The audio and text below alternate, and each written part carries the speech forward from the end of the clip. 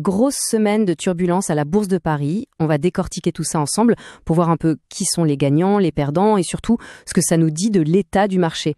Et oui, le marché français a vraiment accusé le coup. On parle quand même de 4 jours de baisse d'affilée pour le CAC 40, pour finir le mois d'octobre. C'est pas rien. Alors, la question qu'on se pose tous, c'est qu'est-ce qui a bien pu tirer le marché vers le bas comme ça? Et à l'inverse, comment certaines boîtes ont réussi à s'en sortir? C'est en regardant les gagnants et les perdants qu'on va essayer de comprendre ce qui se passe vraiment. Allez, on plonge dedans. Bon, avant toute chose, un petit coup d'œil sur la situation globale pour bien planter le décor de la semaine. Ce qui saute aux yeux ici, c'est cette pression à la baisse, c'est clair. Le CAC 40 qui lâche plus de 100 points, le Bitcoin qui dévisse.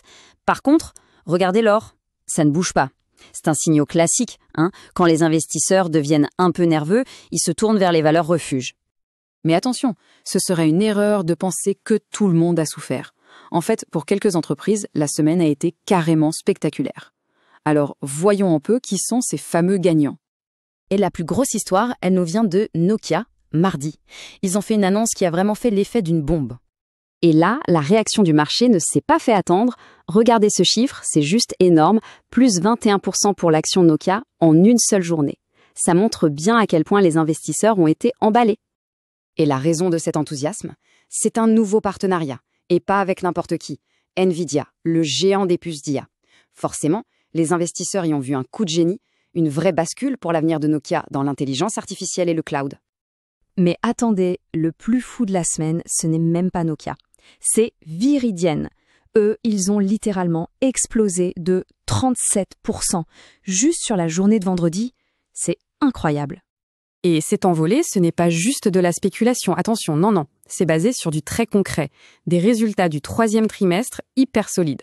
On voit bien ici à quel point ils ont pulvérisé leurs chiffres de l'année d'avant. Bon, on a vu les gagnants.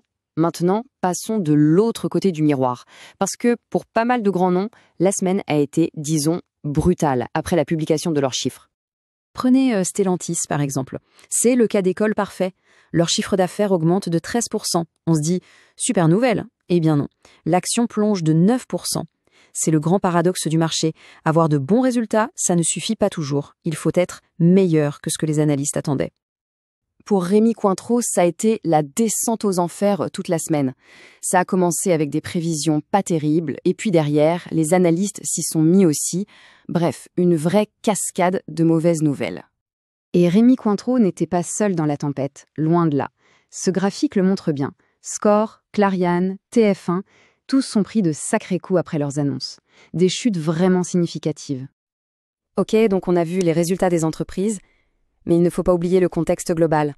Parce qu'en arrière-plan, il se passait plein de choses qui ont forcément pesé sur l'ambiance générale. On avait, pêle-mêle, la politique de la Banque centrale américaine qui rend tout le monde un peu frileux, les tensions commerciales entre les États-Unis et la Chine qui n'en finissent pas, et puis en France, les débats tendus sur le budget. Tout ça, ça crée un climat d'incertitude, et les marchés, ils détestent ça. Bon, après cette semaine bien agitée, qu'est-ce qu'on retient de tout ça? Quelles sont les grandes leçons à tirer? En fait, cette semaine est une super illustration de 3 règles d'or du marché. D'abord, les résultats d'entreprise, c'est le nerf de la guerre. C'est ce qui fait bouger les cours. Ensuite, le contexte global est hyper important. C'est lui qui donne la couleur de fond. Et enfin, même quand tout va mal, une belle histoire, une annonce qui change la donne, comme celle de Nokia, peut complètement retourner la situation pour une entreprise. Au final, le marché, c'est toujours cet équilibre fragile entre la santé des entreprises au cas par cas et les grandes forces économiques mondiales. Et la question qui reste en suspens, c'est de savoir qui va l'emporter dans les semaines qui viennent.